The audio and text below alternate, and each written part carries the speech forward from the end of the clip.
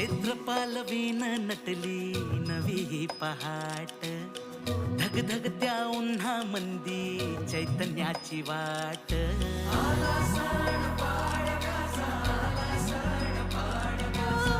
फुलांची ती माळ सजली रांगोळीचा थाट, वसंताचा वारा भिनला आनंदाची लाट. हे मनात भरा सारा गोडवा नात्याचा, बाण मराठी हा उजळ माथ्याचा. हे जमली सारी पोर जोमाने, उभारा र गुढी